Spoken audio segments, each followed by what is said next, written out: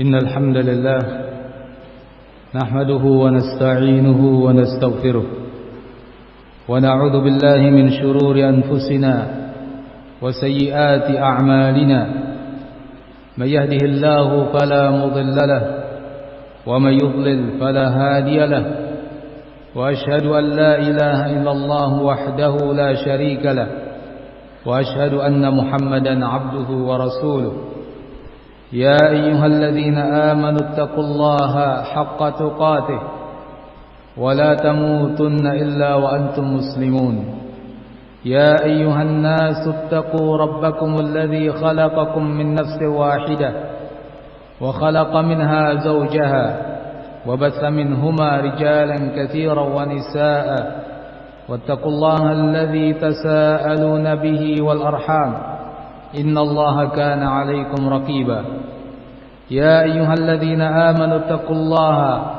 وقولوا قولا سديدا يصلح لكم أعمالكم ويغفر لكم ذنوبكم ومن يطع الله ورسوله فقد فاز فوزا عظيما أما بعد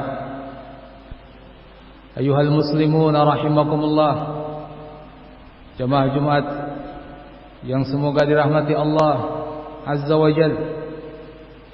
Rasulullah sallallahu alaihi wasallam telah menyampaikan dalam sebuah hadis yang diriwayatkan oleh Al-Imam Muslim dari sahabat Abu Hurairah radhiyallahu anhu.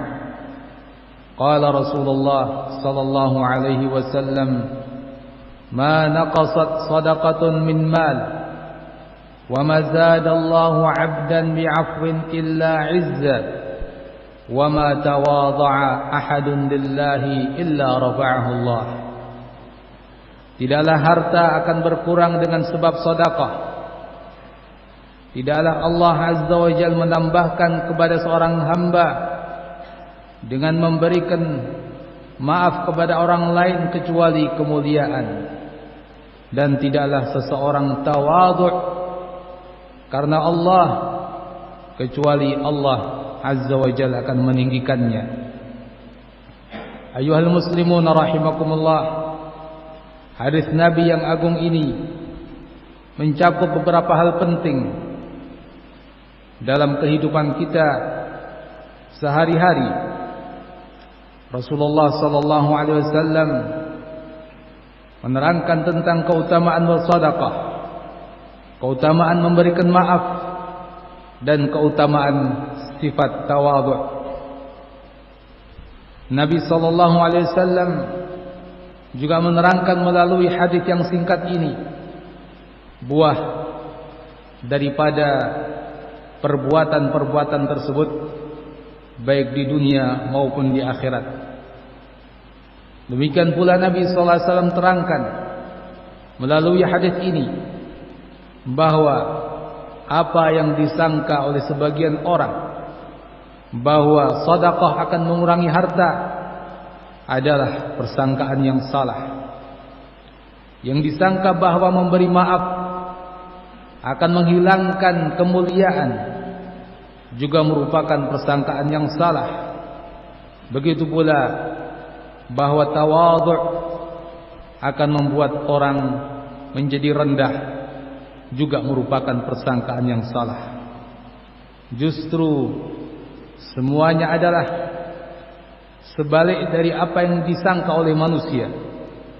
Sedekah tidak akan mengurangi harta, memberi maaf tidak akan mengurangi kemuliaan, dan tawadhu justru akan meninggikan seseorang derajatnya di sisi Allah Azza wa Jalla dan juga bahkan di hadapan manusia. Sedekah yang disebut oleh Nabi sallallahu alaihi wasallam, "Ma naqasat shadaqatun min mal." Tidak akan menjadikan harta berkurang, karena seandainya pun harta itu nominalnya berkurang dari satu sisi, maka Allah Azza wa Jalla akan membukakan jalan-jalan yang lain, pintu-pintu yang lain demi berkembangnya harta tersebut. Sedekah akan diberkahi oleh Allah Azza wa Jalla, sehingga harta menjadi banyak manfaatnya. Dengan sedekah berbagai malapetaka mungkin akan terhindarkan. Dan demikian pula dengan seorang bersedekah, pintu-pintu rezeki dan berbagai sebab-sebab pertambahan harta tersebut akan dibukakan oleh Allah Azza wa Jalla. Belum lagi bila mana seseorang bersedekah memikirkan apa yang disiapkan oleh Allah Azza wa Jalla di akhirat kelak, di mana Allah Azza wa Jalla melipat gandakan pahala bagi orang-orang yang bersedekah dengan lipat ganda yang banyak sampai tak terhingga. Namun semuanya tentunya bila amalan itu diiringi dengan takwa kepada Allah Azza wa Jalla, diiringi dengan keikhlasan kepada Allah Azza wa Jalla, dan sedekah tersebut memang tepat pada sasaran-sasarannya. Ayuhal muslimun rahimakumullah, Asy-Syaikh As-Sa'di rahimahullah bahkan mengatakan, wala tanqusuhu binassin nabi wa bil musyahadati wat tajribati al ma'lumah. Dengan sabda Nabi jelas bahwa sedekah tidak akan mengurangi harta. Bahkan dari pengalaman-pengalaman dan dari hal-hal yang disaksikan telah diketahui bersama pula, ternyata orang-orang yang bersedekah Allah Azza wa Jalla membukakan untuknya pintu-pintu rezeki. Dalam hadis ini pula Rasulullah SAW menganjurkan agar kaum muslimin memberi maaf kepada orang lain, memiliki sifat pemaaf, memaafkan orang-orang yang berbuat buruk kepada dia dengan tutur kata maupun perbuatan, sehingga janganlah disangka bahwa sifat memaafkan akan membuat orangnya menjadi terhina. Justru sebaliknya, dengan dia memberi maaf, maka dia akan dimuliakan oleh Allah Azza wa Jalla. Wa ma zadallahu 'abdan bi'afwin illa 'izza. Tidaklah Allah Azza wa Jalla menambahkan kepada seorang hamba dengan sebab hamba itu memaafkan kecuali kemuliaan. Fa innal 'izza huwa ar-rif'atu 'inda Allah wa 'inda khalqihi.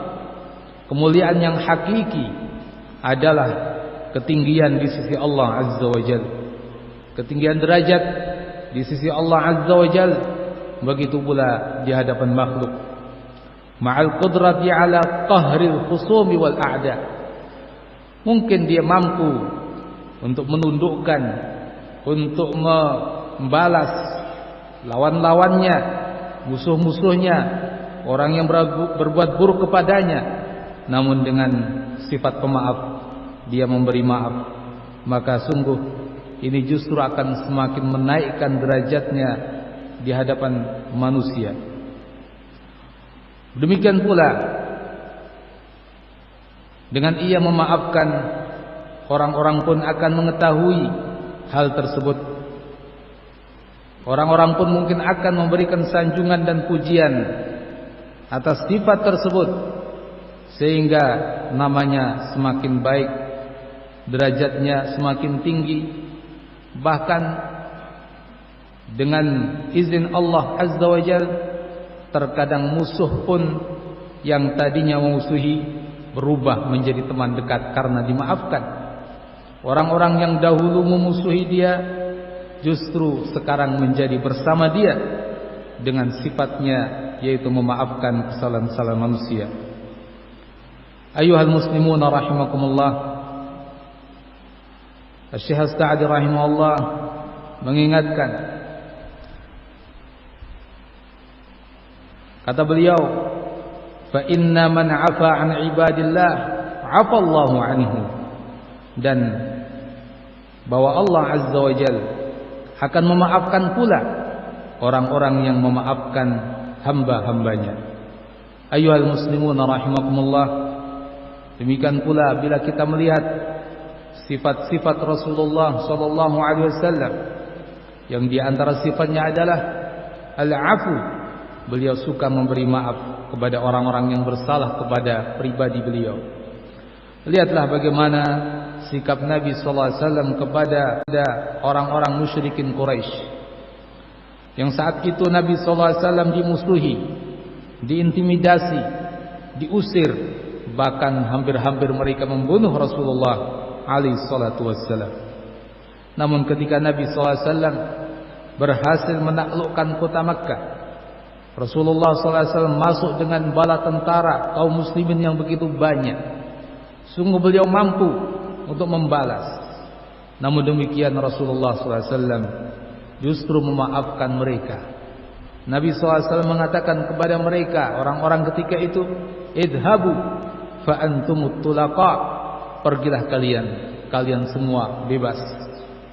Nabi SAW hanya memberikan vonis hukuman kepada beberapa orang karena permusuhan yang begitu berat kepada Islam dan kepada Allah dan Rasulnya. Adapun selain itu maka dimaafkan oleh Rasulullah alaihi salatu wassalam. Ayuhal muslimun rahimakumullah. Pada hadis ini Rasulullah sallallahu alaihi wasallam juga menganjurkan kepada kita semua agar memiliki sifat tawadhu. Tawadhu lillah, yang benar-benar karena Allah Subhanahu wa taala. Sehingga tawadhu tersebut dengan keikhlasan dia lakukan. Dia tawadhu kepada manusia karena Allah. Maka bila sifat tawadhu ini ada pada seseorang, Allah Azza wa Jalla justru akan meninggikannya. Tidaklah tawadhu membuat orang terhina. Tidaklah tawadhu menjadikan orang direndahkan, namun justru dengan tawadhu seorang akan menjadi mulia. Allah Azza wa Jalla mengatakan dalam firman-Nya pada surat Al-Mujadalah ayat yang ke-11, yarfa'illahu alladhina amanu minkum walladhina utul ilma darajat. Allah Azza wa Jalla akan mengangkat orang-orang yang beriman dari kalian dan orang-orang yang diberi ilmu beberapa derajat, yakni di atas mereka. Ayuhal muslimun rahimakumullah, tentu termasuk bagian daripada iman dan bagian daripada ilmu adalah tawadhu. Yang dengan demikian Allah Azza wa Jalla telah menjanjikan dalam ayat ini untuk mengangkat mereka, orang-orang yang tawadhu, memiliki sifat tawadhu yang dilakukan benar-benar karena Allah Azza wa Jalla.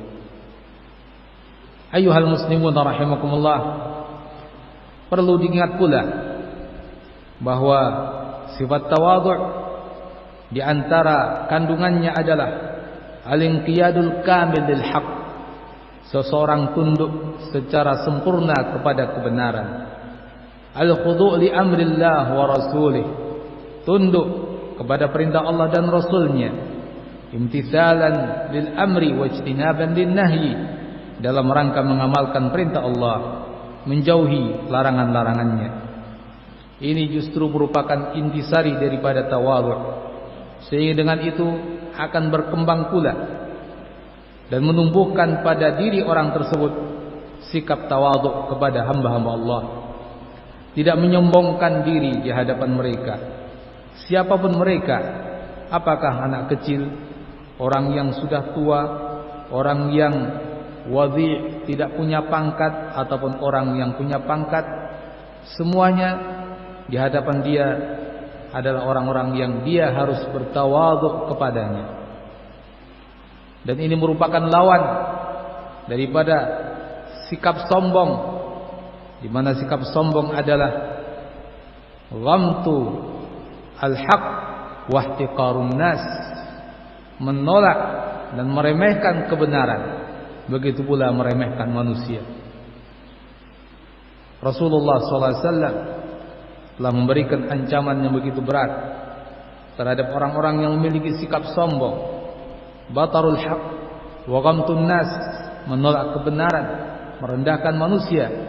Nabi katakan, la yadkhulul jannah man kana fi qalbihi mithqalu dzarratin min kibrin, tidak akan masuk ke dalam al-jannah siapa saja yang ada dalam kalbunya walaupun seberat semut yang kecil dari sifat sombong.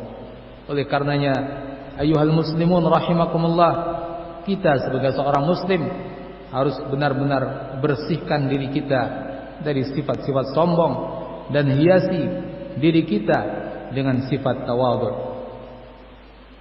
Ayyuhal muslimun rahimakumullah, 3 perkara yang disebutkan oleh Nabi sallallahu alaihi wasallam dalam hadis ini merupakan pembuka bagi sifat-sifat orang yang muhsin.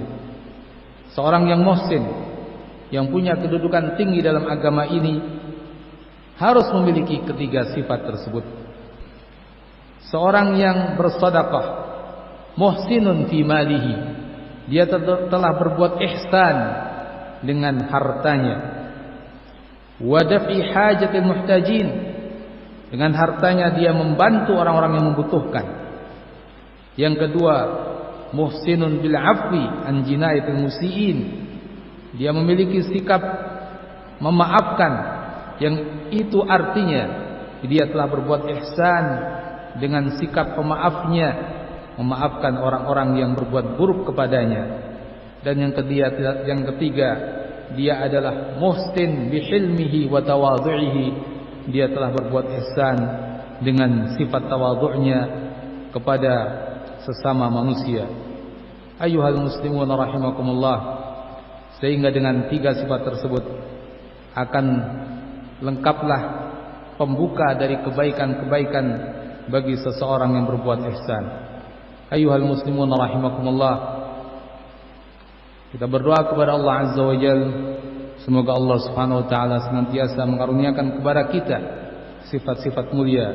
Allahumma zayyinna bi zinatil iman waj'alna minal muhtadin.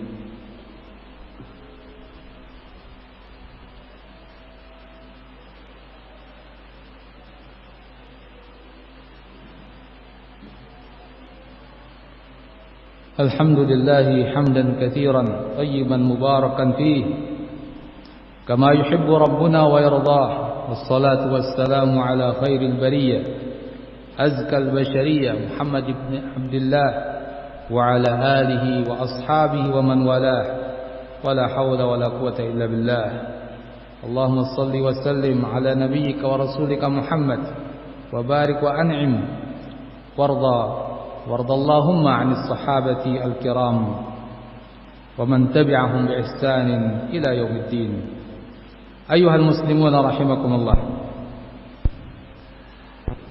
pada sabda Rasul sallallahu alaihi wasallam di bagian akhir dari hadis ini, wa ma tawadha'a ahadun lillah illa rafa'ahu Allah, tidaklah seseorang tawadhu karena Allah kecuali Allah Azza wa Jalla akan tinggikan derajatnya. Diingatkan oleh Syekh Sa'di rahimahullah dalam syarah hadis ini bahwa kalimat dari Rasulullah sallallahu alaihi wasallam tersebut mengingatkan kita untuk selalu ikhlas karena Allah dalam beramal, mengingatkan kepada kita agar kita senantiasa punya niat yang baik dalam beramal, termasuk kita dalam bertawadhu'. Tawadhu' kita karena Allah Azza wa Jalla. Karena di antara manusia, bahkan tidak sedikit dari mereka, terkadang menampakkan sikap tawadhu', namun hanya kepada orang-orang tertentu.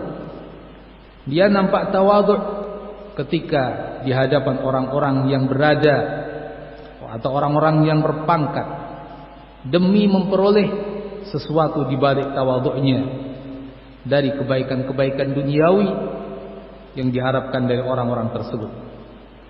Terkadang tawadhu' kepada pimpinan-pimpinan saja, yang dengan itu dia harapkan bahwa segala urusan akan dipermudah olehnya. Ada pula yang tawadhu' hanya pada penampilan luarnya, hakikatnya tersimpan pada dirinya sifat kesombongan. Ternyata tawadhu'nya hanyalah riya dan sum'ah, ingin dipuji orang, ingin didengar bahwa dia sebagai orang yang bertawadhu'. Semua ini adalah niat-niat yang tidak benar. Semua ini adalah kerusakan dalam tujuan yang tidak akan memberikan manfaat sedikit pun pada orang yang memiliki sifat tersebut, bahkan akan bermudarat, mendatangkan dosa dari Allah Azza wa Jalla, dan akan menghancurkan berbagai apa yang dia miliki. Karena itu, ayyuhal muslimun rahimakumullah, tidaklah akan bermanfaat bagi kita semua amalan-amalan tersebut kecuali bila mana kita lakukan taqarruban ilaih, dalam rangka mendekatkan diri kepada Allah Azza wa Jalla, wa talaban li thawabihi, dalam rangka mengharap pahala dari Allah Azza wa Jalla, wa ihsanan ilal khalqi, dan betul-betul niat baik pada sesama manusia, tidak mengharapkan apa-apa darinya. Fa kamalul ihsan wa ruhuhu al-ikhlasu lillah, sehingga kesempurnaan sikap ihsan dan ruh daripada sikap ihsan adalah al-ikhlasu lillah, keikhlasan kepada Allah Azza wa Jalla. Demikian ayyuhal muslimun rahimakumullah, semoga Allah Azza wa Jalla senantiasa memberikan kepada kita taufiknya untuk senantiasa mendapatkan ilmu yang bermanfaat dan beramal yang saleh. Subhana rabbika rabbil izzati amma yasifun, wa salamun alal mursalin, walhamdulillahi rabbil alamin, wa aqimis salat.